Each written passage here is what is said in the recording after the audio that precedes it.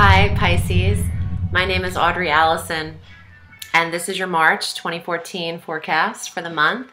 I'm happy to be here, and there's a lot going on. I had to take it inside to do these because the neighborhood is cracking today. There is a lot of banging, chattering, rabid squirrels. There's a lot of animals happening. Not rabid, that's not nice. But there's a lot of activity, so I wanted to kind of concentrate on these, and I was getting super distracted out there. And let's just jump right into it, because there's a lot going on. To start off the month, Mercury's now direct. Yay! Okay, we have a new moon, 10 degrees, Pisces, and this is in your first house. This is your new moon, March 1st. And happy birthday still, because we're still in that area until March 20th. So for those of you in the second half of Pisces, happy birthday. This is a beautiful new moon for you. This is the time to set your intentions on your personality, yourself, your goals, your ego, and your path, where you want to head. It's your time to shine. Your goals, your path, your ego. Okay, also on the 1st, Mars goes retrograde. Mars is the planet of aggression and energy and passion and anger. It retrogrades 27 degrees Libra. Libra for you, Pisces, is your 8th house. Okay, so Mars is also a co-ruler of the 8th house of sex and deep intimacies and shared resources. With Mars retrograde in your 8th house for the whole month of March, you want to watch your tone and your energy could be depleted if you are if you're sharing resources, if you're investing in other people's businesses or vice versa, if you share money in the home. This could be exhausting for you. Mars retrograde will deplete your energy in the sector that it touches. You could also be very tired to have sex too. Your sexual energy, and Mars is a sexual energy planet as well, passion. You might not have enough energy to do it all this month, and sex is where this could fall as the area that you need to reserve some of your strength and energy. So take a mental note of that and see where it is. I would hate to wish that upon anybody, but let's just see how it works for you. You might feel a little bit depleted in that area is all I'm saying. On the 2nd of March, Saturn, I'm just going to keep calling him the buzzkill planet because I've been kind of on a roll with that in these forecasts. He's the curmudgeon grandfather planet who really wants us to go to bed early and keep things, run a tight ship. Saturn's not a lot of fun, and he retrogrades 23 degrees Scorpio, sister water sign for you. And this is in your 9th house of philosophies and faraway locations and places. And Saturn is the planet of reconstruction and restructure and restriction. He constricts the house that he's in. He wants to see things working exactly the way they should. And by the time he leaves an area, he wants it all fixed, the reconstruction. So he is in your 9th house. I think if you are dealing with religions or philosophies, you're having a revamping in this house. Exotic new cultures, different way of looking at other societies and locations. There's something changing here about you, and you could want to break free. You also, but he's not done working on that area just yet. He's retrograding, and he's going to fix it up for you so you have a different outlook maybe about how you were raised or where you're coming from here, Pisces. Your outlook on religions or metaphysical aspects, your outlook on adventure and adventure seeking could be changing. You might need a thrill here or there. On the 5th of March, Venus goes into Aquarius, and this is in your 12th house of spirituality and psychic ability and spiritual creative endeavors, things that make you creative passions, that make you feel you're in touch with a higher power, God.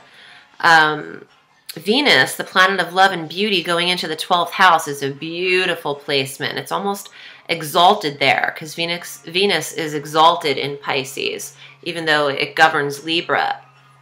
It's just very comfortable in that placement. It actually is able to really do its job in beautifying and bringing a sensual peace to the 12th house. I mean, how perfect and fitting, because the 12th house is very spiritual and psychic and in tune with their inner emotions. And you, oh, and Pisces, you rule the 12th house. So you're very comfortable here. Yeah, that's a really good placement. That's from March 5th through April 5th, Venus will be in Aquarius. So that's beautiful. You might find yourself extremely creative at that time, you know, wanting to create. Venus will see to that for sure. She's a muse. On March 6th, Jupiter goes direct. Yay! And Jupiter's been in Pisces. Jupiter transits every year, but he doesn't hit signs. You know, once he's in a sign, it takes 12 years for him to get back.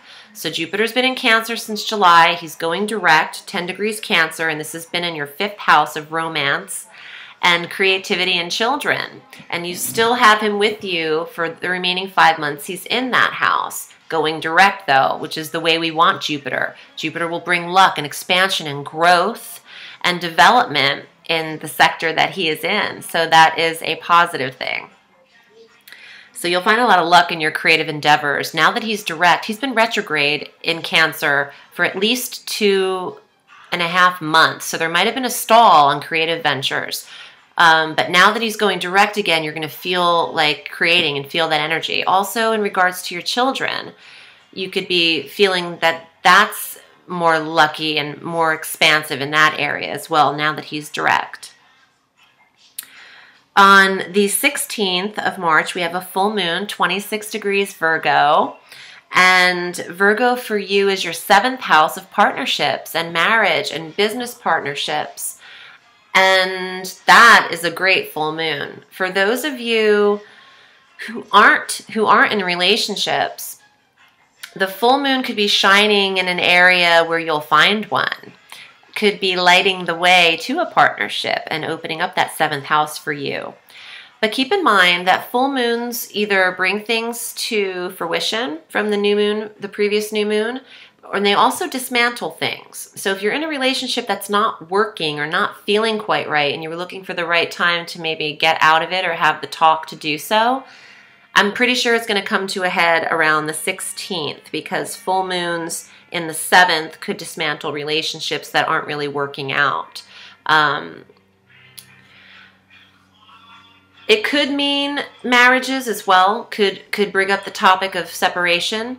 If you're not happy, it doesn't just bring it up though if it's not on your mind. It wouldn't just be out of the blue. This would have to be something that's garnering a little bit of speed and been on your mind previously to this full moon. And just intuitively, you'll know if a relationship's working out or not. Some people choose to stay in relationships regardless of how they are because they don't want to be alone. But this full moon will make you realize being alone is a blessing. Or it can be, you know. Just because you're alone doesn't mean you're lonely. I always have to throw props to those people who aren't in relationships because I know what that feels like.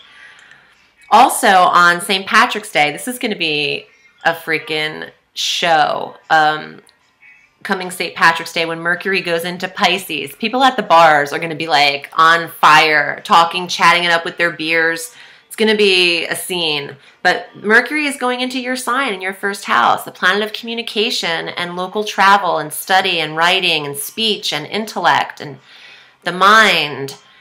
Amazing is going into you, Pisces. Can you feel it? Okay, this is a great placement because you're able to communicate appropriately and at the right times with the right contacts and coming across. Your information's being received more readily, and you're just more available to people. So this is very positive. Yes, and that's in your first house of self and ego and personality. So you want to communicate to others. If you've been more introverted and a recluse or a hermit, you'll find the 17th will be the time you wanted to come out of your shell more and just be available to more people in your life and your communications. Okay, on the 20th, the sun goes into Aries every March. So this is our spring in the Northern Hemisphere. Happy vernal equinox. And for those of you in the Northern Hemisphere, happy autumnal equinox. Okay, the sun going into Aries, I love it. It's spring. Can you feel it? Can you smell it? Can you taste it? This is in your second house of money and finances. What a great placement for the sun. The sun is shining in your money. Actually, check this out. From the 20th of March to the end of March, it's all about your second house of finance and dough and income and resources and self-worth and self-value. Because the sun goes in there on the 20th, and then we have a new moon, 9 degrees Aries, in this same sector, your second house. The new moon, we have 2 new moons again this month. It's so trippy. We start the month with a new moon, we're ending it on the new moon. But the new moon at the bottom of the month, on the 30th, is going to bring in your dough. Okay, this is the moon that's going to open up your finances, and you're saving more, accumulating more, meeting the right people to introduce you to money more, and also finding that your resources, your shared resources, are getting better. All right, let me pull some cards for you, Pisces. This has been a very busy month, and let's see what the Tarot has in store for you for the month of March, Pisces.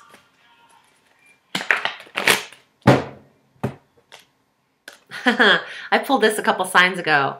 This is amazing. Speaking of your resources, the money tree, the 9 of coins, prosperity, development of money coming to fruition, the fruits of your labor, planting seeds earlier in the month to see them bloom with coins at the end of the month. It's all metaphorical, but because last time I checked, there's not really some money trees happening, but you have the magic of the second house on your side for this card. Even though you're a water sign, this earth coin card means from the 20th on, you are protected financially, Pisces. You have support in this area, which is very huge. I'm also pulling the 8 of Wands, the woodcutter, the sacrifices, the removing and the cutting of things that no longer work out of your life. It's a fire card. It's governed by action and Mars. And since Mars is retrograde in the 8th, in that resources, shared resources sector, you might be trimming the fat when it comes to maybe your budget and what you're spending too much on, and really aligning what's necessary versus what's unnecessary. That's how I would read this card vividly. I want to pull another one for you and see what's up. Ooh, I just got the chills. I haven't pulled this dude in a while, and I love the Emperor. He rules Mars.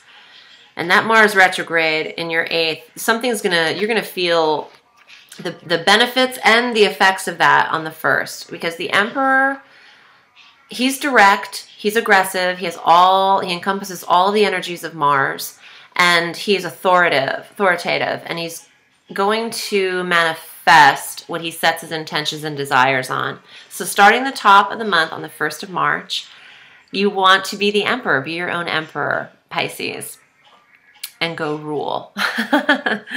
My name is Audrey Alison, and this is your March forecast. If you'd like a reading with me, you can find me at audreyallison.com, and I book all through the week.